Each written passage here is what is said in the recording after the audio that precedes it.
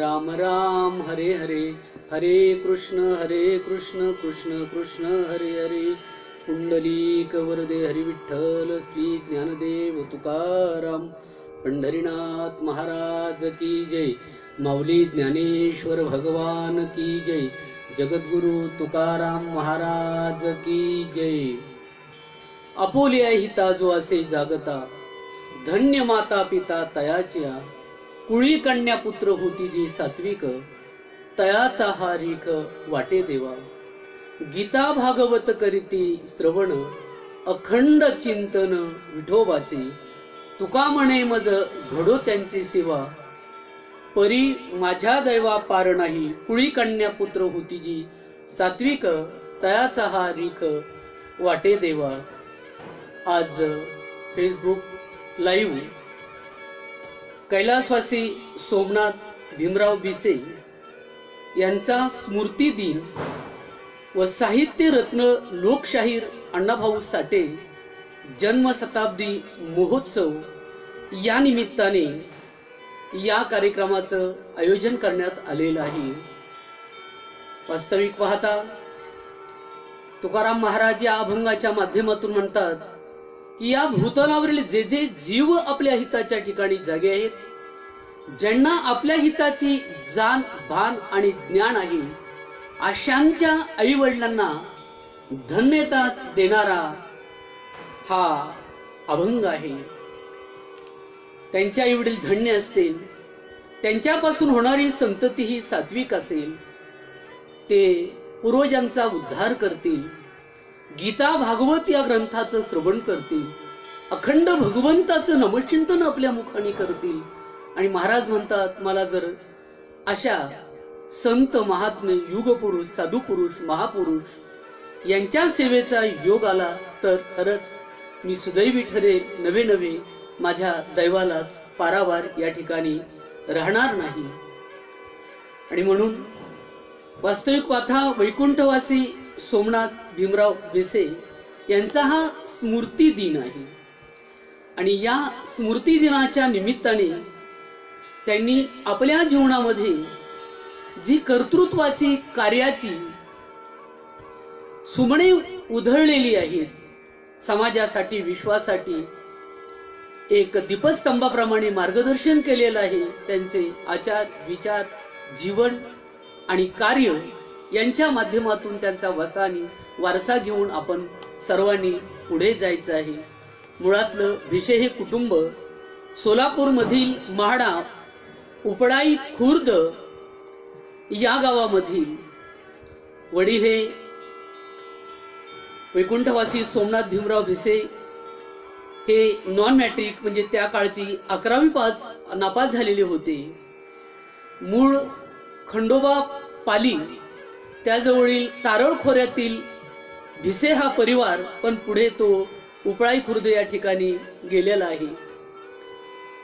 या ठिकाणी स्थलांतर झाल्यानंतर त्या ठिकाणी त्यांना नाटकाची आवड होती. ते गायन वादन या कलेमध्येही अतिशय त्यांना आवड होती. संगीतावर कलेवर त्यांची निश्चिम भक्ती होती. त्यांचं आवडतं नाटक म्हणजे टोपी खाली दडलंय काय. घराची अतिशय परिस्थिती ही गरीब होती. घरामध्ये 18 दारिद्र्य होतं, गरिबी. आणि हे कुटुंब आज त्यांच्या परिवारातून डॉक्टरेट म्हणजेच विद्यापीठाची सर्वोच्च डिग्री ज्याला आपण म्हणतो PhD, त्यांचे चिरंजीव माननीय धनंजयजी भिसे हे झालेले आहेत. आणि मला वाटतं खरंच त्या इवलेसे रूप लाविले द्वारी, त्याचा विलू गेला गगनावरी. मोगरा फुलला फुले विचिताची बहरू कळीयसी आला. याप्रमाणे हे कुटुंब आता खरंच संस्काराच्या अतिशय पुढे गेलेलं आहे.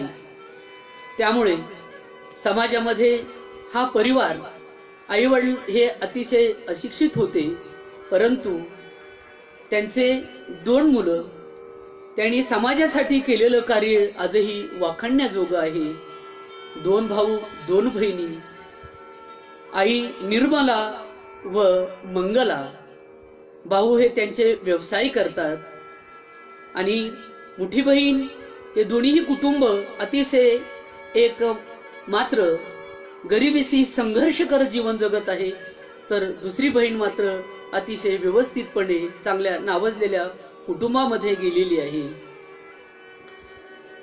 परिस्थिती जरी मोठी नसली तरी पण मोल मजुरी करून कबाड कष्ट करून रात्रीचा दिवस दिवसाची रात्र हाडाची काढ रक्ताचं पाणी करून या परिवारांनी आज समाजामध्ये माणुसकी टिकवण्याचं काम केलेलं आहे.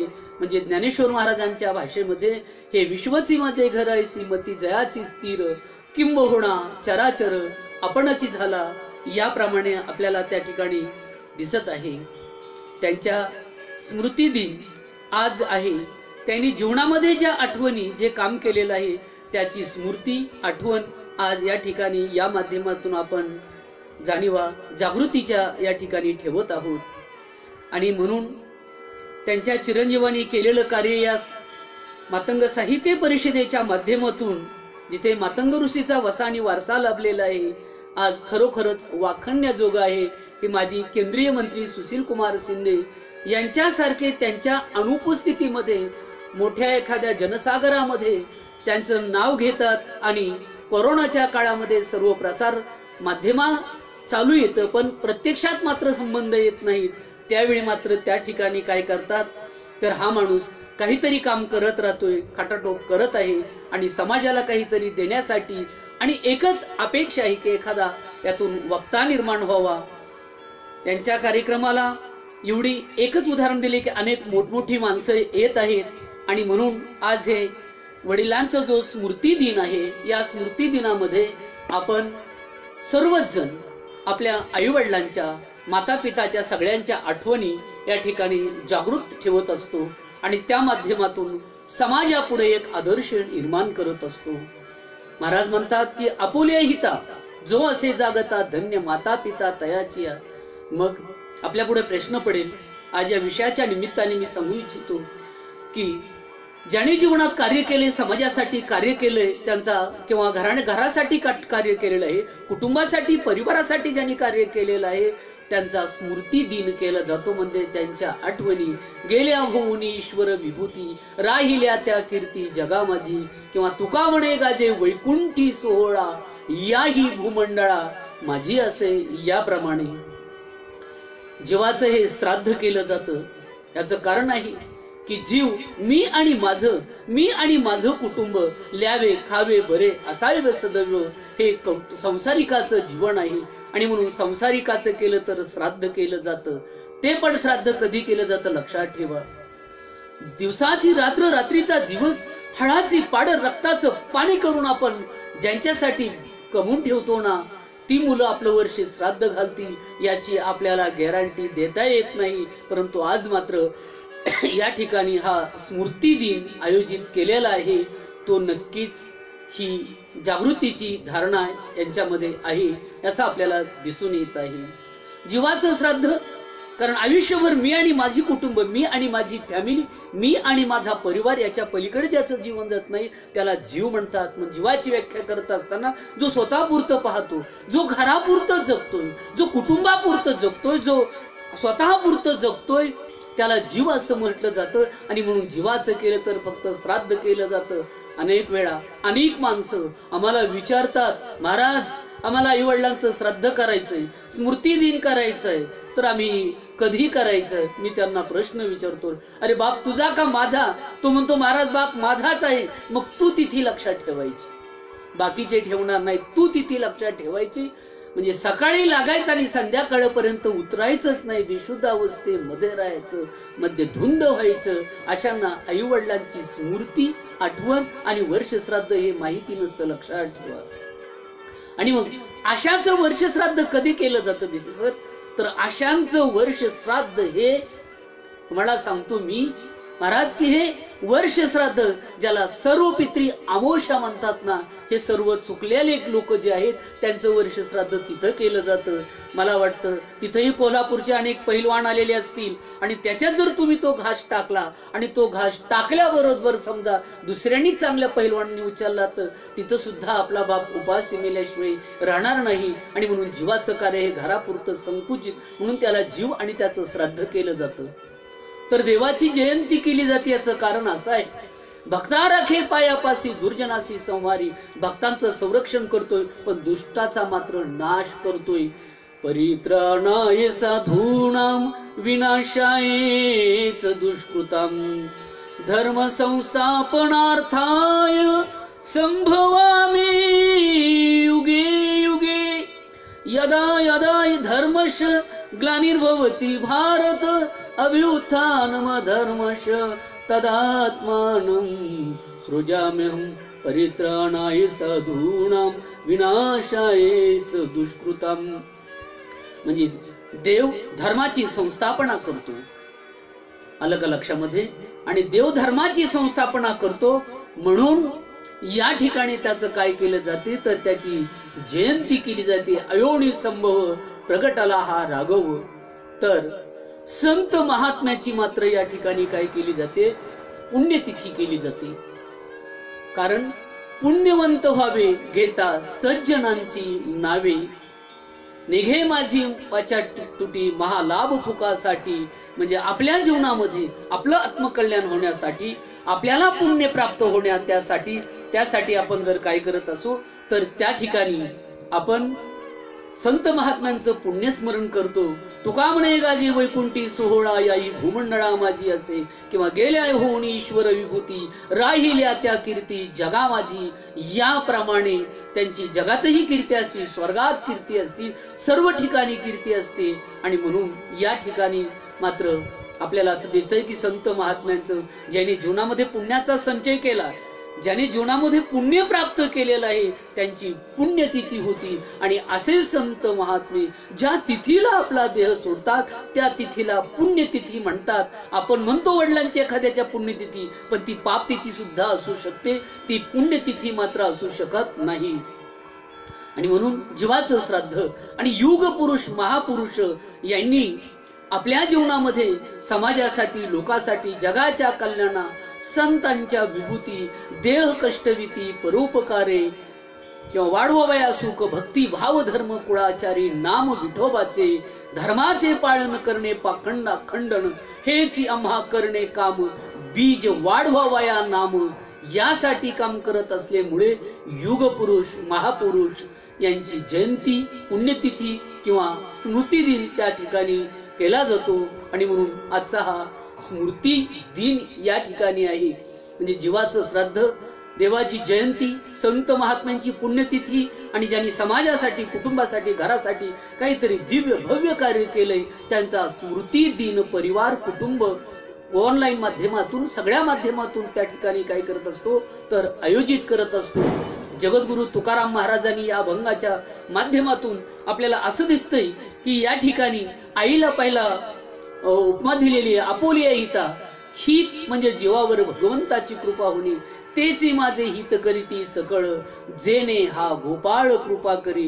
म्हणजे देवाची कृपा होणं, ईश्वराची कृपा होणं, याला त्या ठिकाणी काय मानलं जातं तर प्रामुख्याने हित असं मानलं जातं. आणि महाराज म्हणतात यासाठी जो जागा राहील, जो आपल्या कर्तव्याच्या ठिकाणी जागा राहील, जो सदतीत सावध राहील आणि आपलं काम परिपूर्ण करील, आई वडिलांच्या इच्छा पूर्ण करील, धन्य माता पिता तयाची.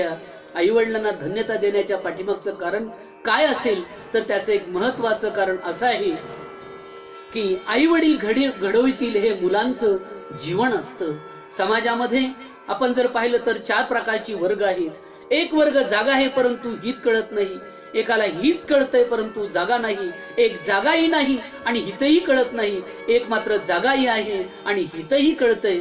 आणि म्हणून महाराज म्हणतात ज्याप्रमाणे मी व्यवहारातले 4 पदार्थ तुम्हाला सांगतो म्हणजे आपल्या सहज लक्षात येईल.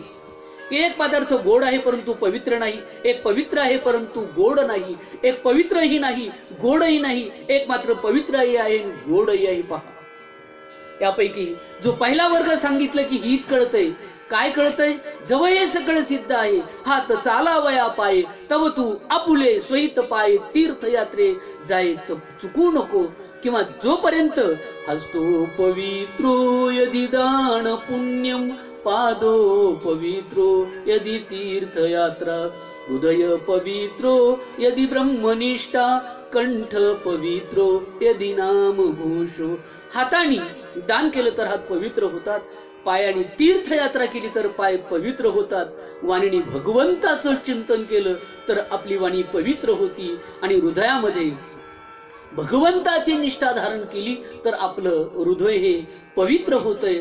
आणि म्हणून महाराज म्हणतात की आपलं जोपर्यंत म्हातारपण लांब आहे असती जायते वर्धते, कारण आयुष्यामध्ये स्थित्यांतर होतात, शरीरामध्ये स्थित्यांतर होतात. जोपर्यंत हातामध्ये ताकद आहे, पायामध्ये शक्ती आहे, वाणीमध्ये शक्ती आहे, तोपर्यंत आपण तीर्थयात्रा दान धर्म केला पाहिजे, म्हणजेच आपले हात आणि त्या ठिकाणी पवित्र होतात. एक वर्ग कळतंय की जागा राहिलं पाहिजे, हित कळतंय म्हणून जागा राहतो, परंतु हित मात्र कळत नाही. जागा राहतोय पण हित कळत नाही. एकाला हित कळतंय परंतु जागा नाही, एकाला हित कळत नाही, हित कळतंय म्हणून तर कीर्तनाला जातोय, शिक्षण घेतोय, डिग्र्या मिळवतोय, चांगले व्यवसाय करतोय, प्रॉपर्टी इस्टेट कमवतोय, हित कळतंय, पण जागा राहिल्याची गॅरंटी नाही. लक्षात ठेवा. बरेच लोक कीर्तनाला जातात आणि गेल्याबरोबर रामकृष्ण हरिभजन सुरू झालं की यांना झोपा लागतात. याचं कारण हित कळलंय, कीर्तनाला गेलं पाहिजे, भजनला गेलं पाहिजे, सत्संगाला गेलं पाहिजे, व्याख्यान ऐकलं पाहिजे, परंतु जागा मात्र त्या ठिकाणी राहत नाहीत, लगेच झोपी जातात. काही लोक रात्रभर जागतात, ज्याला 52 पुरुषार्थाचा कार्यक्रम म्हणजे पत्त्या खेळणं म्हणतं. आरोग्यशास्त्र सांगतंय की अभ्यासा व्यतिरिक्त 8 तासापेक्षा तुम्ही जर एका ठिकाणी जास्त वेळ थांबले तर त्याचा परिणाम काय होतो माहितीये? आपल्या आरोग्यावर त्याचे विपरीत परिणाम होतात. परंतु ही पत्त्या खेळणारी लोक 2-2, 3-3, 4-4 दिवस 2-2 दिवस एका ठिकाणी बसून राहतात, त्याचे विपरीत परिणाम होतात. ते जागे राहतात परंतु हित मात्र त्यांना कळत नाही. बऱ्याच वेळा असं घडतंय, हित कळत नाही, कारण जागे राहतात पण हित मात्र होत नाही. म्हणून प्रवचन 1 तास, कीर्तन 2 तास, सिनेमा नाटक 3 तास, तमाशा मात्र 4 तास नव्हे, रात्रभर डंगाळंग माचळंग. इथं कीर्तनाला मात्र येत नाहीत पण तमाशाला 4-4 गावं, 2-2 गावं लांब गाड्या करून जातात. त्या ठिकाणी मागं बसत नाही तर पुढे जातात, नवे नवे स्टेजवर कानातीवर चढायचा प्रयत्न करतात. म्हातारी सुद्धा पुढे उभे राहतात आणि फेटे घेऊन हातात म्हणतात, होऊ द्या बारी. अरे काय बारी होऊ द्यात आयुष्याच्या वाटेवरती? जिथं हित नाही तिथं मात्र तुम्ही रात्रभर काय करतात? जागतात.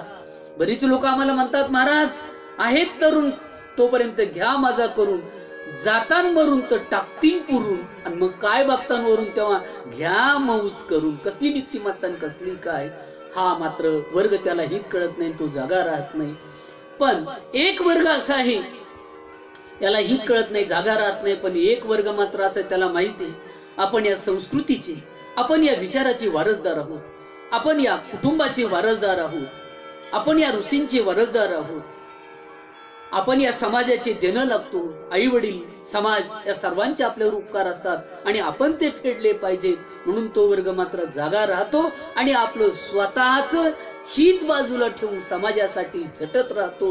म्हणून बिसे सर तुम्ही जे म्हटले ना की आम्ही प्रॉपर्टी इस्टेट कमवण्याच्या पाठीमागं बहीण भाऊ कधीच लागलो नाहीत, आमच्या वडिलांचीही ती इच्छा नव्हती, परंतु माणसं माणसं आणि माणसं जोडण्याचं काम मात्र आम्ही केलेलं आहे. मला वाटतं हीच खरी ज्ञानेश्वर महाराजांची 20 बायकाची पसायदानामधली ही संकल्पना की किंबहुना सर्व सुखी पूर्ण हो नितीही लोकी भजी जो अधुपुरुखी अखंडिता, याप्रमाणे. आणि म्हणून हा वर्ग जागा राहतो, कारण याच्यासाठी आपण आलेलो आहेत. उजळावया आलो वाटा खरा खोटा निवाडा, किंवा बुडते हे जन न देखेवे डोळा, येतो कळवळा मनोनिया, वाढवाव्या सुख भक्ती भाव धर्म, कुळाचारी नाम विठोवाचे, धर्माचे पालन करणे पाखंडा खंडन, हेच आम्हा करणे काम, बीज वाढवावया नाम, सदविचाराचा जे घोष समाजापर्यंत नेणं आणि माणसं माणसं जोडणं, या एकाच संकल्पने जे तुकाराम महाराज म्हणले की विष्णुमय जग वैष्णवांचा धर्म, भेदा भेद भ्रम अमंगळ, वाढवाया सुख भक्ती भाव धर्म. किंवा ऐका जी तुम्ही भक्ती भागवत, कराल ते युक्त सत्य करा, कोणीही जीवाचा न घडो मत्सर. कोणत्याही जीवाचा मत्सर घडता कामा नये, कोणत्याही कारणावरून कोणालाही कमी लेखता कामा नये. कारण आपण सर्वच ईश्वराचे अंश आहोत. त्या ईश्वराचा हा विश्व हे एक विस्तार आहे, त्यातला आपण एक अंश आहोत. ज्यावेळी ही भूमिका येईल ना, त्यावेळी स्पृश्य अस्पृश्य, ज्या लहान मोठा गोरा काळा हे सगळे भेद समाजामधले निघून जातील. आणि हे भेद निघून जाण्यासाठी युगपुरुषांनी महापुरुषांनी या ठिकाणी आपल्याला प्रेरणानी प्रोत्साहन दिलेलं आहे. हे स्मृती दिन यांच्या आठवणी याचा उजाळा का करायचा, याचं कारण असं आहे की महापुरुष होऊन गेले, चरित्र त्यांचे पहा जरा, आपणही त्या सम व्हावे, बोध सापडे हाची खरा, बोध सापडे हाची खरा. म्हणजे इतिहासातून हा आपण बोध घ्यायचा आहे. आणि म्हणून मी सांगितलं 4 नंबरचा वर्ग तो जगा आहे. आपल्या कुटुंबासाठी आपण करतोय, आपल्या समाजासाठी आपण करतोय, आपल्या देशासाठी आपण करतोय, आपल्या राष्ट्रासाठी आपण करतोय. आपण देशासाठी जगासाठी नव्हे विश्वासाठी आपल्याला करायचं आहे. म्हणून म्हटले धन्य माता पिता तयाची. आईच्या दुधाद्वारे मुलावर संस्कार घडत असतात. शास्त्रकार म्हणतात सुशीलो मातृपुण्येन पितृपुण्येन विद्वता, दातव्य वंश पुण्येन आत्मपुण्येन सौभाग्यता. म्हणजे आईच्या पुण्यामुळे मुले हे शीलवान जन्माला येतात, वडिलांच्या पुण्यामुळे मुले हे बुद्धिमान जन्माला येतात, वंशाच्या पुण्यामुळे मुले हे दानशूर जन्माला येतात. असं म्हटलंय तारो के तेजो में चांद छुपे नहीं, सूरज छुपे नहीं बादल छायो, रीड पडे रजपूत छुपे नहीं, दाता न छुपे मांगणायो. आकाशात असंख्य तारकांची दाटी झाली म्हणून चंद्र कधी झाकला जात नाही, कितीही ढग आले म्हणून सूर्य कधी झाकला जात नाही. त्याचप्रमाणे ज्यावेळी ज्या लोकांना विचारांची मदतीची गरज पडेल त्यावेळी दात्याचे हात वर असतात. दातान छुपे मागणायो, दातान छुपे मागणायो. म्हणजे मागायला गेल्याबरोबर त्या ठिकाणी काय असतात तर दात्याचे हात हे वर असतात. मदतीसाठी तो पुढे येतो, त्याला सांगण्याची गरज पडत नाही. लक्षात ठेवा. याच्या विरुद्ध शास्त्रकार मानतात पहा, कार्पण्य वंश दोषेन आत्मदोषेन दारिद्र्यतः. म्हणजे जर आईचा दोष असेल तर काय होतं, वडिलांचा दोष असेल तर काय होतं. आईच्या दोषामुळे मुलं हे अश्लील जन्माला येतात, वडिलांच्या दोषाने मुलं हे आपल्याला माहितीये का निर्बुद्ध मतिमंद जन्माला येतात. आणि मग एकाच वर्गात 4-4, 5-5 वर्षे पाया पक्का करतात, म्हणजेच नापास होतात. जर वडिलाचा दोष असेल तर आणि पुण्य असेल तर बुद्धिमान जन्माला येतात. आणि जर स्वतः प्रयत्न केला तर माणूस कितीही लहान असला, तो सामान्य कुटुंबातला असला, तो कितीही उंच कीर्तिवान मोठा होतो. मोठ्या माणसाकडे पाहून तो मोठा होत जात असतो. म्हणून आत्मपुण्येन सौभाग्यता. याच्या विरुद्ध शास्त्रकार काय म्हणतात पहा, उन्मतो मातृदोषेन. आईचा दोष असेल तर मुलं अश्लील जन्माला येतात. पितृदोषेन मूर्खता. वडिलांचा दोष असेल तर मुलं मूर्ख जन्माला येतात. कार्पण्य वंश दोषेन. वंशाचा दोष असेल तर कुठेही कुणाला गेले तरी काही देणार नाहीत, मात्र येताना कोणाचं तरी काहीतरी आणल्याशिवाय राहणार नाहीत. समजायचं नाही जमलं तर मंदिरापुढच्या चपला तरी अंत्याने येता येतात. म्हणजे कार्पण्य वंश दोषेन आत्मदोषेन दारिद्र्यतः. आणि स्वतःच्या स्वभावात दोष निर्माण झाला, कितीही मोठ्या जरी पदावर असला तो, तरी त्याचं अधपतन व्हायला वेळ नाही. याचं कारण आईच्या दुधाद्वारे मुलावर संस्कार घडत असतात. आणि म्हणून मी पालकांना नेहमी सांगत असतो की आपलं घर हे पवित्र मंदिर बनलं पाहिजे, आपलं घर हे सुसंस्काराचं व्यासपीठ बनलेलं पाहिजे. आपल्या घराचं थिएटर बनता कामा नये, आपल्या घराचं तमाशागृह बनता कामा नये, सिनेमागृह बनता कामा नये. लक्षात ठेवा. म्हणून घरी आपण आई वडिलांनी मुलावर संस्कार चांगले केले पाहिजेत. जर समजा आपणच आई वडिलावर चांगले संस्कार केले नाही, आपण घरी गेल्याबरोबर कारण नसताना बायकोच्या जर 2 कानाखाली खेचल्या आणि ती जर महिला मंडळामध्ये जर ती अध्यक्षा असेल आणि जर समजा तिने दार बंद केलं, आपल्याला घरामध्ये घेतलं, बाजारातून आणलेला झाडू उलटा धरला आणि 2-3 मारून आपली दृष्ट काढली, तर मुलं काय म्हणतील, आई वडिलांचा वारसा चालायला हरकत नाही, नाही का? आई वडिलांनी अतिशय जबाबदारीने वागलं पाहिजे. हल्ली अनेक लोक म्हणतात हल्लीची तरुण पिढी बिघडलेली आहे. मी म्हणतो तरुण नाही तुम्ही बिघडले, अगोदर तुम्ही म्हातारे बिघडलेले होते. आलं का लक्षामध्ये? अगोदर कोण बिघडलेलं होतं? म्हातारे बिघडले होते. लक्षात ठेवा. कारण बेल बॉटम घालून फिरतो म्हातारा, म्हातारी म्हणे माझी हिप्पी करा. जर आता म्हातारीच ब्युटी पार्लरच्या दिशेने जायला लागली तर मला सांगा कोण बिघडलेलं आहे? म्हणून आई वडिलांनी मुलावर अतिशय चांगल्या पद्धतीचे संस्कार केले पाहिजेत. आणि म्हणून शास्त्रकार म्हणतात, तुकाराम महाराज म्हणतात, ज्ञानेश्वर महाराजांच्या बाबतीमध्ये असं म्हटलेलं आहे, ऐसे सांगता हरीसी प्रेम ओसंडले रुक्मिणीसी, म्हणे धन्य धन्य जयाचे कुशी ज्ञानदेव जन्मली.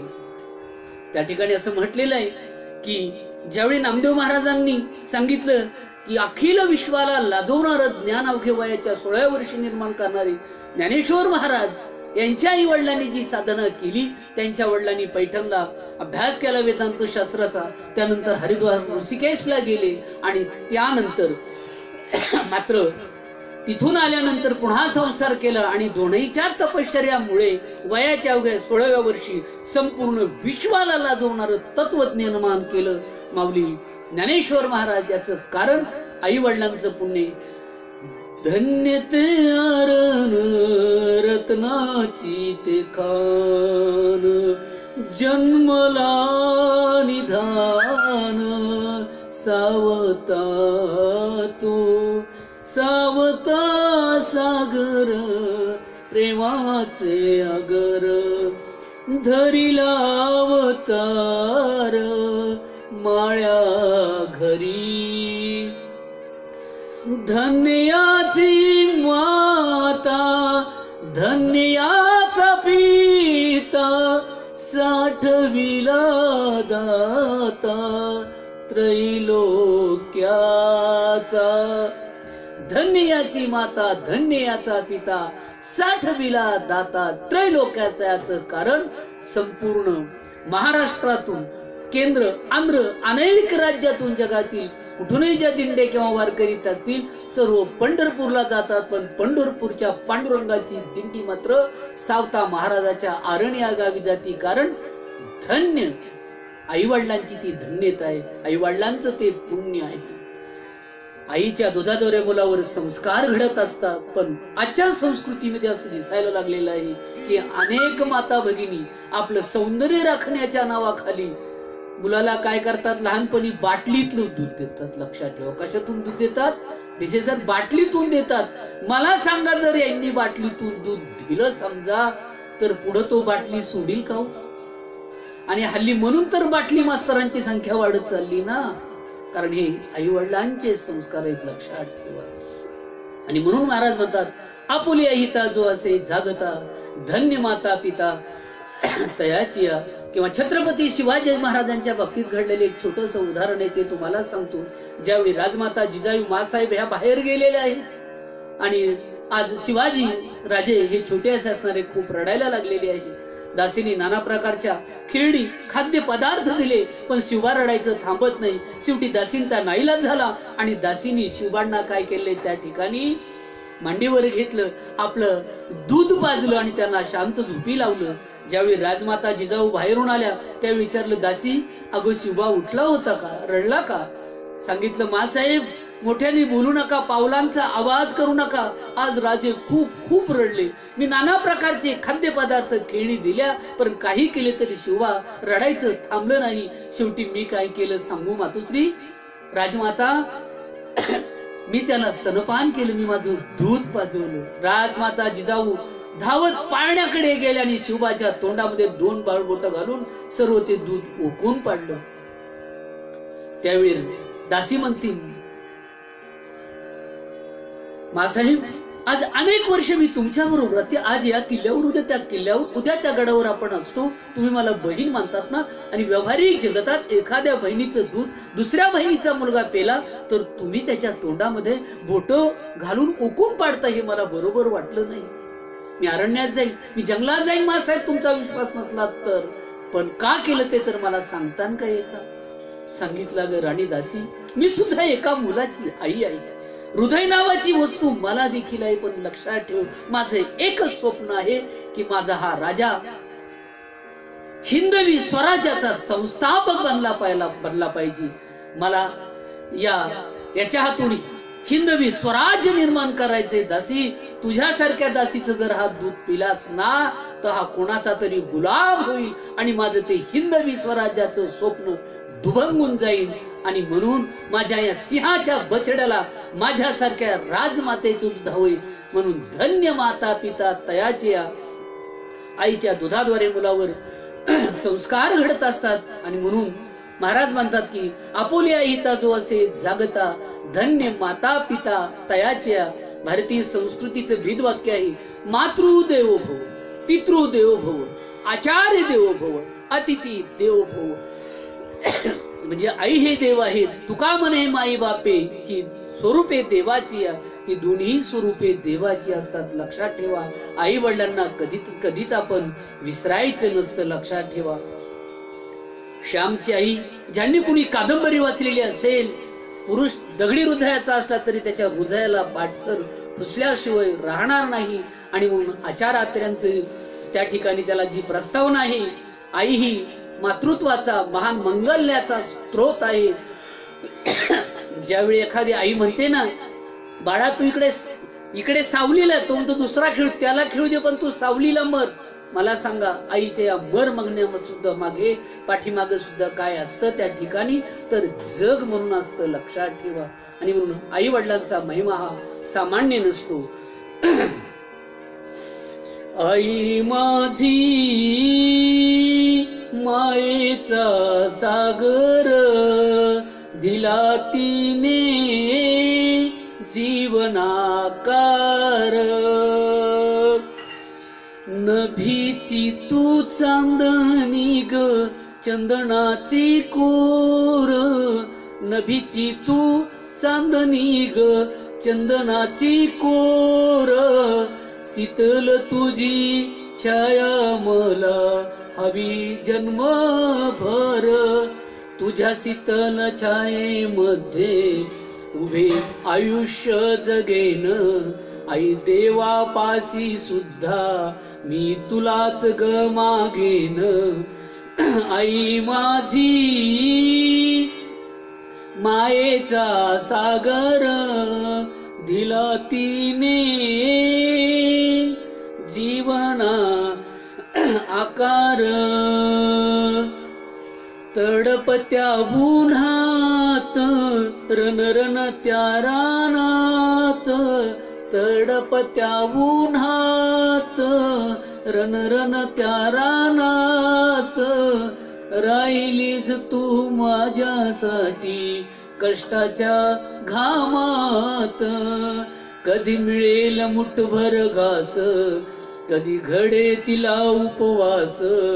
कधी मिळेल मुठभर घास, कधी घडे तिला उपवास.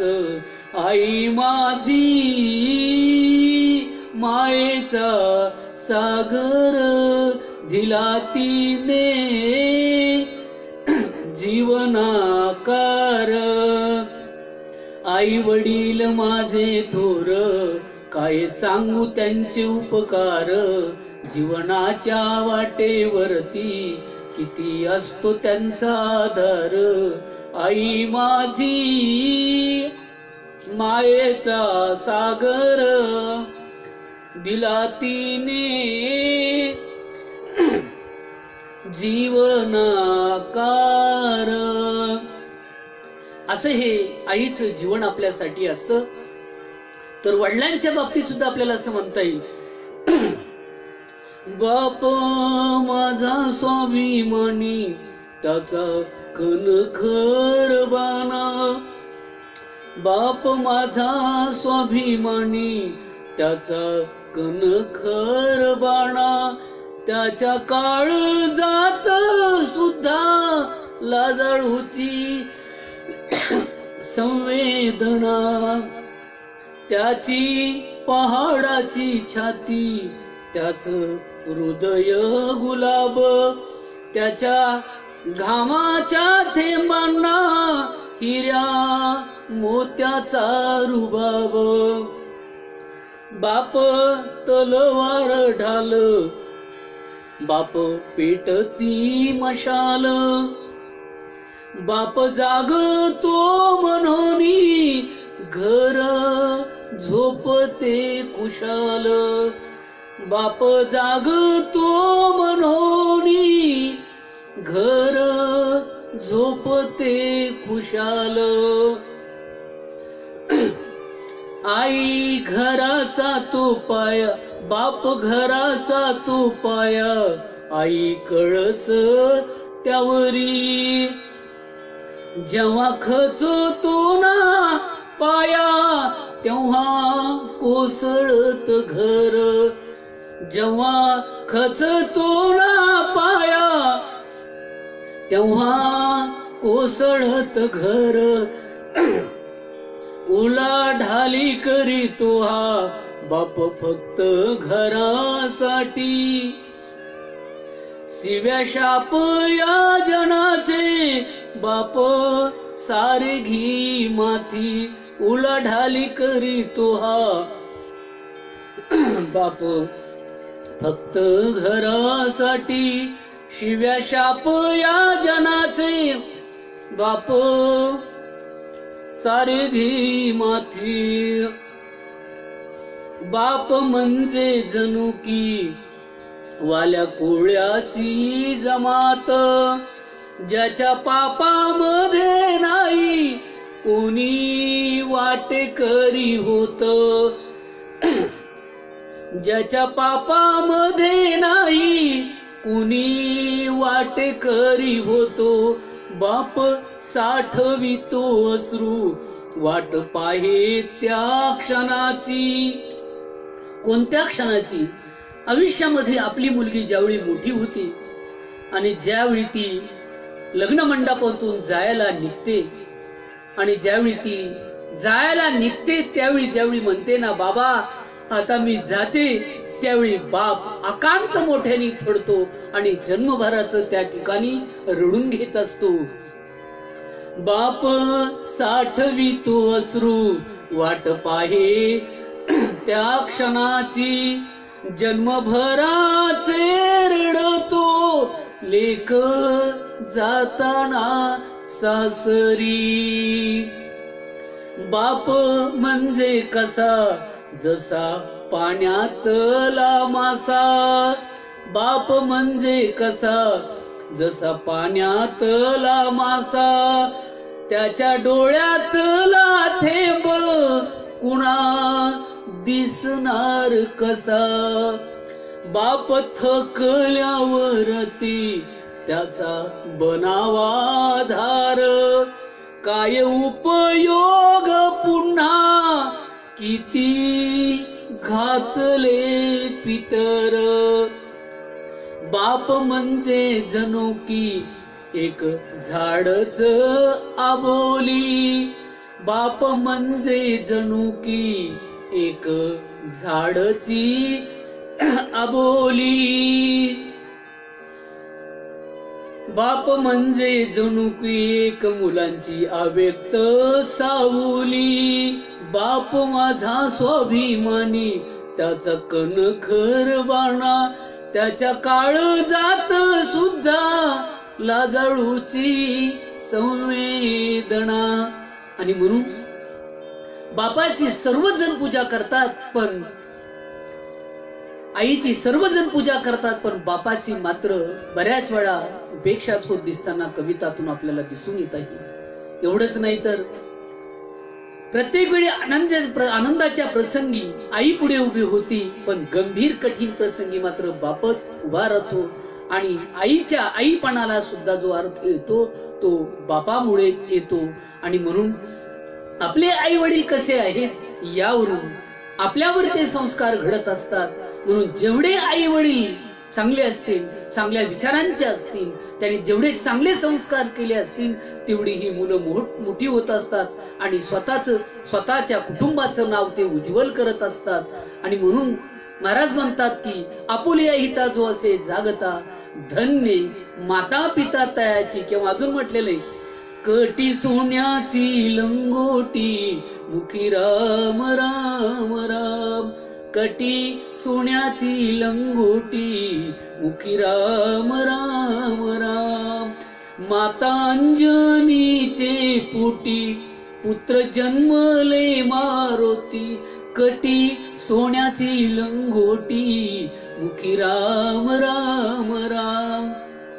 अंजनीच्या तपासाठी महारुद्र आले पोटी, आणि म्हणून ज्यांचे आई वडील श्रेष्ठ असतील महाराज म्हणतात धन्य माता पिता तयाची या.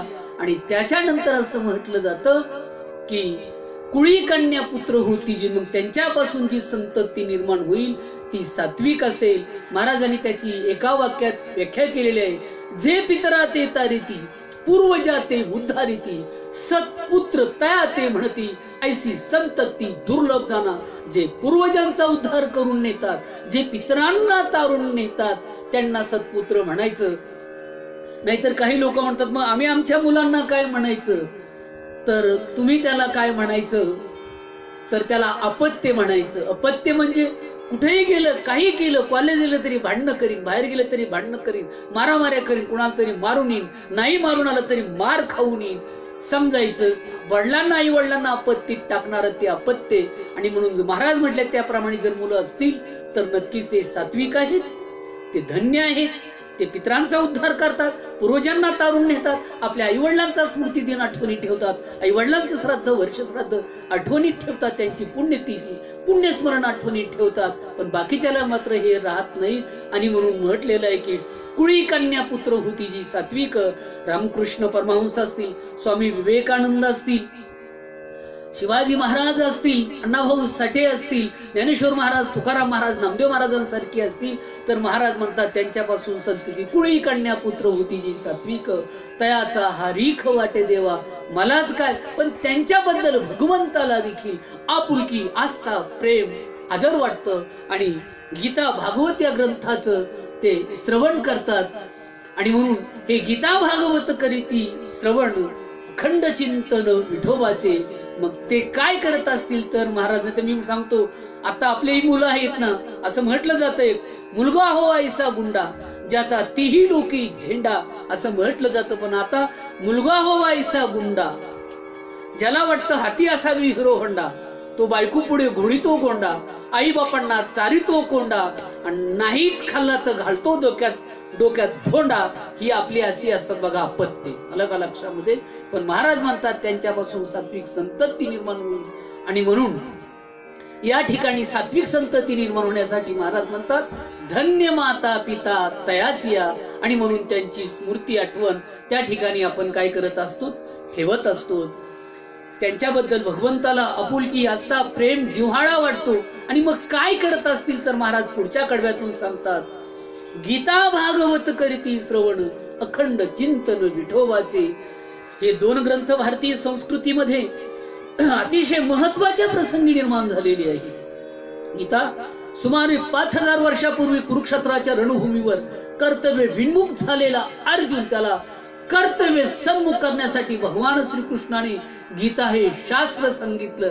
कर्मण्येवाधिकारस्ते मा फलेषु कदाचन मा कर्मफल हे तुर्भूर मा ते संगस्त्व कर्मणी. हे अर्जुना तू कर्म करत राहा, फलाची अपेक्षा मात्र त्या ठिकाणी तू करू नकोस.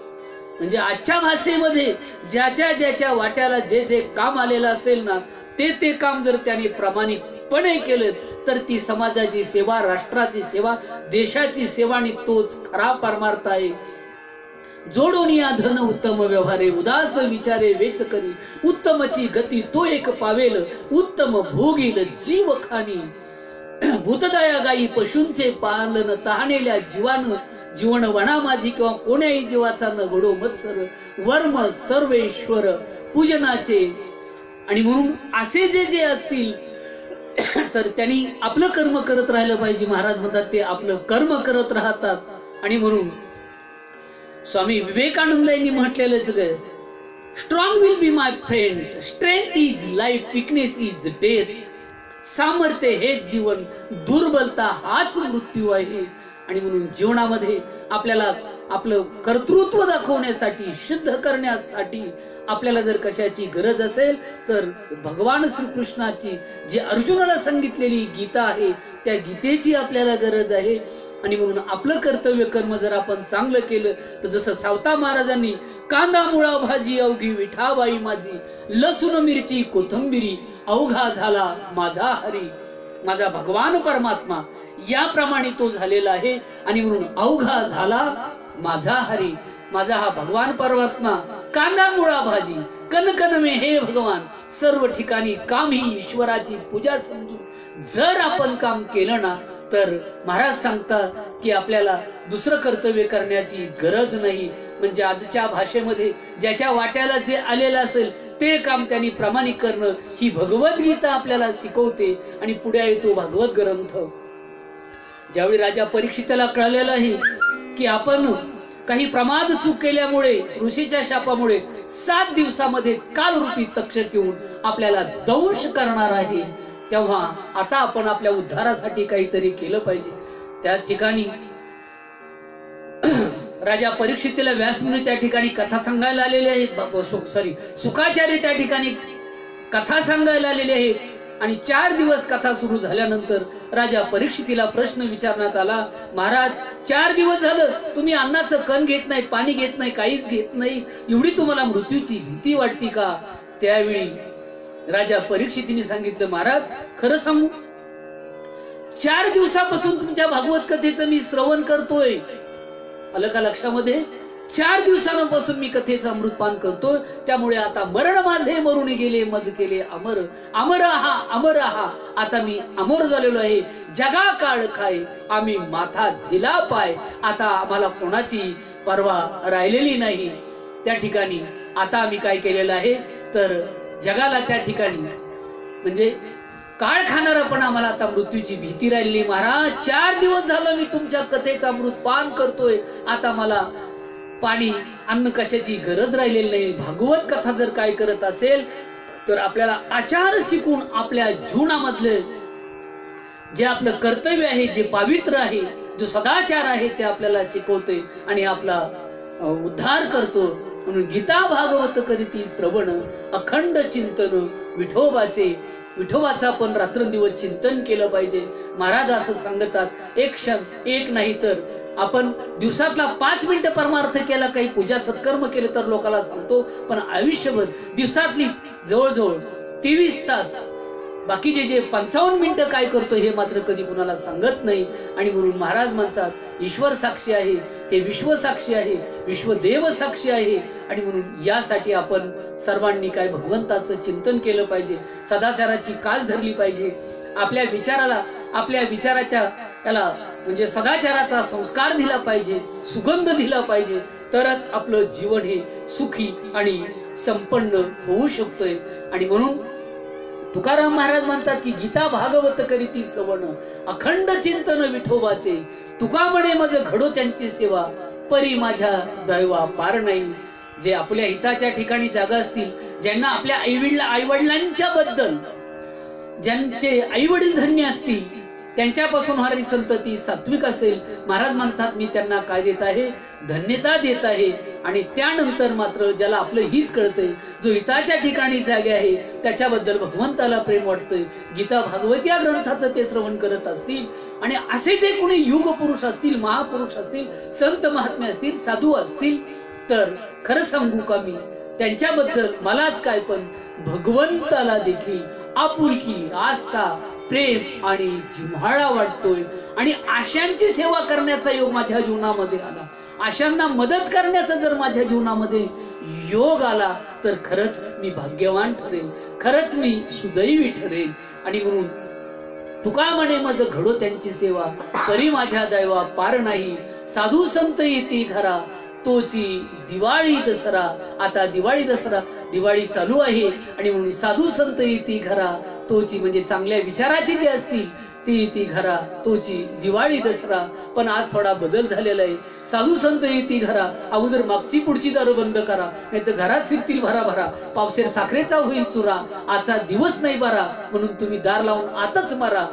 जेव्हा नगरपालिकेत तरी कधीतरी वास येईल, पुन्हा लोकांना तेव्हा येतील आणि घेऊन जातील. आज ही मानवता हरवत चाललेली या काळामध्ये. आज माणसावर विश्वास नाही, आज माणसाचा कुत्र्यावर विश्वास आहे. ज्यावेळी मी पुण्यामध्ये फिरायला जातो त्यावेळी अनेक लोक कुत्र्याला सांभाळत असतात, कुत्र्याला घेऊन जात असतात. मला वाटतं ज्या चोऱ्या माणसांना सापडत नाहीत, जिथे माणूस कुचरकामपणा करतो, त्या ठिकाणी मात्र हे कुत्रे मात्र चोऱ्या सापडून देतात. आणि म्हणून आज माणसं वेगळ्या दिशेने चाललेले आहेत. महाराज सांगतात, ते जर साधू संत येती घरा, किंवा त्रिवद तापाची झाली गोळावड, देखिल्या चरण वैष्णवांचे मज वाटे त्यासी आलिंगन द्यावे, कदान सोडावे चरण त्यांचे. अशा पद्धतीने या ठिकाणी महाराज सांगतात, खरं सांगू मी की माझ्या जीवनामध्ये असे संत महात्मे, असे युगपुरुष, असे राष्ट्रपुरुष, असे संत सज्जन ज्यांचा स्मृती दिन साजरा होत आहे, ज्यांनी समाजाला विचाराला दिशा दिलेली आहे, ज्यांनी कुटुंबाला दिशा दिलेली आहे, ज्यांनी माझ्यासारख्यांना एवढं शिक्षण घेण्यासाठी दिसेल, ते माझे आई वडील असतील, तुमचे आई वडील असतील, तर महाराज म्हणतात नक्की धन्य माता पिता तयाची. आणि म्हणून वडील घडवतात, आई घडवते, मुळावर संस्कार घडवत असते. आणि मुलाला शिस्त लावण्याचं काम जर कोण करत असते तर त्या ठिकाणी आपले वडीलच करत असतात. आणि म्हणून आज या ठिकाणी जगद्गुरु तुकाराम महाराजांनी आई वडिलाबद्दलचं जे स्थान दिलेलं आहे की सकळ तीर्थाची अधुरे जे का माता पितरे ते सेवेसी शरीरे लोण कीजे. ज्ञानेश्वर महाराजांनी म्हटलेले की जगातील सर्व तीर्थात जर श्रेष्ठ कोणतं तीर्थ असेल तर ते आपले आई वडील हे तीर्थ आहेत. आणि म्हणून जगामध्ये स्वामी तिन्ही जगाचा आई विना भिकारी. आणि म्हणून बाप हा मुलावर संस्कार घडतो, कुटुंबाचा आधार असतो, कुटुंबाच्या घराचा तो पाया असतो. आई जरी कळस असली तरी पण तो पाया असतो. आणि म्हणून कुटुंबाला, घराला आधार मिळण्यासाठी ते मात्र रात्रंदिवस कष्ट करत असतात. म्हणून त्यांच्या जाणीवा, त्यांच्या विचाराचं धन, आपण या संस्कृतीचे वारसदार आहोत, या विचाराचे वारसदार आहोत. आपल्याला आपल्या परिवाराचा, आपल्या कुटुंबाचा अभिमान पाहिजे. ज्ञानेश्वर महाराज म्हणतात ना, आपले सोहित मी करीन जतन, मी आपलं जे काय काय आहे ना ते मी जतन करणार आहे, राखून ठेवणार आहे. आणि त्याची पताका, या विजयाची पताका, या विचाराची पताका मी आपल्या खांद्यावर घेऊन पुढे जाणार आहे. आणि म्हणून या स्मृती दिनानिमित्त या ठिकाणी त्यांच्या आठवणीची उजाळणी करण्यासाठी त्यांनी केलेलं कार्य, त्यांनी मुलांना दिलेले संस्कार, आज एक वेल एज्युकेटेड असणार हे कुटुंब बिसे परिवार हा पुढे पुढे चाललेला आहे. आणि तो आणखी पुढे पुढे जाणार आहे. नवे नवे एक दिवस जसं समुद्रात भरकटलेला जहाजाला देखील दीपस्तंभाची गरज पडते, तसेच समाजामध्ये हे विचाराचं परिवर्तन होत असतात, समाजामध्ये हे विचाराचं जागरण होत असताना, हा जाणीवांचं जागरण होत असताना हे एक माध्यम आहे. आणि या माध्यमामधून लोकांशी विचार द्यावं, एखादा वक्तृत्वाचा सेवन करणारा अधिकारी निर्माण व्हावा. ज्ञानेश्वर महाराजांसारखा विद्वान जगातील विद्वानांचा राजा आणि सम्राट शेवटी प्रार्थना करतो, तरी अवधान एक वेळ दिजे, तेने सर्व सुखासी पात्र होईजे, हे प्रतिज्ञोत्तर माझे उघड ऐका. म्हणजे जगातील विद्वानांचा राजा आणि शेवटी सम्राट शेवटी श्रोत्यांना विनंती करतो की माझं हे वक्तृत्व हे तुमच्या अवधानाचा चारा होईल ना, तेव्हाच खरंच या ठिकाणी मी वक्ता म्हणून शोभेल. आणि मला त्याचा एक वेळा जरी आपण ऐकले चांगले विचार तरी आपलं जीवन परिवर्तन घडतं. आणि म्हणून उंच उंच लोकांची आपण चरित्र पाहिली पाहिजे, उंच उंच लोकांकडे पाहून आपण वर्तन केलं पाहिजे, आचार विचार आपण त्यांचे घेतले पाहिजेत. कारण आपणही त्यांच्यासारखं होण्यासाठी मी सुरुवातीला सांगितलं, महापुरुष, साधू पुरुष, युग पुरुष होऊन गेले, चरित्र जरा त्यांचे पहा जरा, आपणही त्या सम व्हावे, इतिहासातून बोध सापडे हाची खरा. आणि म्हणून हे विचाराचे मोती याचं जागरण करण्यासाठी, हे मोती टिपण्यासाठी अतिशय हे तसं खडतर आणि अवघड काम आहे. कारण कोरोनासारखी महामारी आता येऊन गेलेली आहे आणि या महामारीमध्ये आज हे विचाराचं जागरण फेसबुकच्या माध्यमातून प्राध्यापक आमचे मित्र की ज्यांनी विद्यापीठाची सर्वोच्च डिग्री प्राप्त केलेली आहे, ज्यांना प्रदान झालेली आहे।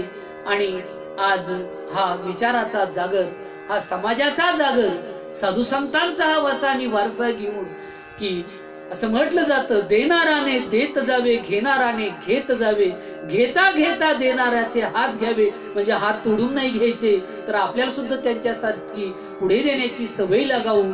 आणि म्हणून या पूर्वजांच्या मोठ्यांच्या ऋणातून उत्तीर्ण होण्यासाठी आज वडिलांच्या स्मृती दिनानिमित्त त्यांनी हा या ठिकाणी जागर, एक जगातील सर्वात श्रेष्ठ असणारे आई वडील हे आपले दैवत आहे। आणि म्हणून तुकाराम महाराजांच्या अभंगावर या ठिकाणी या प्रवचनाच्या माध्यमातून आणि या मातंग समता परिषद साहित्य परिषदेच्या माध्यमातून आज या ठिकाणी मला पुन्हा एकदा आपण एक संधी प्राप्त करून दिलेली आहे। खरंच त्याबद्दल धन्यवाद।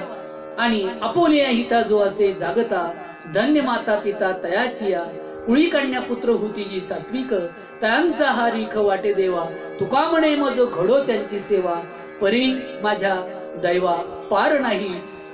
आणि म्हणून अब्दुल कलामांचं हे स्वप्न साकार करण्यासाठी, ज्ञानेश्वर महाराज तुकाराम महाराजांचं हे विश्व ऐक्याचं स्वप्न साकार करण्यासाठी, त्यांची ती विश्व प्रार्थना पूर्ण करण्यासाठी आणि लोकशाहीर अण्णाभाऊ साठे यांचे विचार सर्वांपर्यंत जाण्यासाठी, जे जे चांगलं आहे ते लोकांपर्यंत देण्यासाठी, आणि हे जग तुम्ही मी आपण सर्वांनी अधिक चांगलं चांगलं चांगलं कसं करता येईल आणि 21व्या शतकातील भारत हा संपूर्ण जगाचा विश्वगुरु म्हणून कसा होईल यासाठी आपण प्रयत्न करायचा आहे।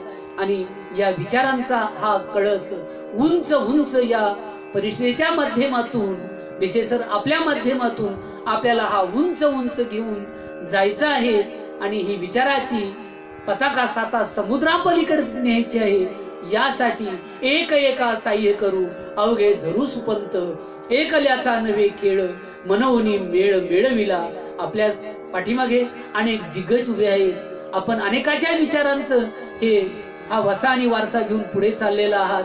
नक्कीच भविष्यामध्ये आपलं जीवन सुखी, संपन्न, आयुष्यवान आणि कीर्तिवान बनो, एवढीच जगद्गुरु तुकाराम महाराज, माऊली महावैष्णव ज्ञानेश्वर महाराज यांच्या चरणी प्रार्थना करतो। आणि हे कार्य अधिक जोराने, अनेक नेटाने आपण सगळेजण पुढे घेऊन जाऊ आणि सात्विक समाजाची निर्मिती करू, विचाराची निर्मिती करू आणि शेवटी माणूस माणूस हे जोडण्याचं काम करू। म्हणजे हे विश्वची माझे घर, ऐसी मती जयाची स्थिर, किंबहुना चराचर आपणची झाला, किंवा विष्णुमय जग वैष्णवांचा धर्म, भेदा भेद भ्रम अमंगळ, कोण्याही जीवाचा न घडो मत्सर, वर्म सर्वेश्वर पूजनाचे या साहित्य परिषदेच्या माध्यमातून मला आपण या ठिकाणी आमंत्रित केलं। आणि माझ्या संग्रही असणारं एक मनभर ज्ञान, त्यातलं कणभर ज्ञान आपल्या या विचार मालिकेमध्ये, या व्याख्यान मालिकेमध्ये मांडण्याची, हे फुलं गुंफण्याची, हे मोती गुंफण्याची संधी दिली, याबद्दल धन्यवाद। पुंडलिक वरदे हरी विठ्ठल श्री ज्ञानदेव तुकाराम पंढरीनाथ महाराज की जय। विठ्ठल विठ्ठल विठ्ठल विठ्ठल विठ्ठल विठ्ठल विठ्ठल, पुंडलिक वरदे हरी विठ्ठल श्री ज्ञानदेव तुकाराम पंढरीनाथ महाराज की जय। माऊली ज्ञानेश्वर महाराज की जय। जगद्गुरु तुकाराम महाराज की जय।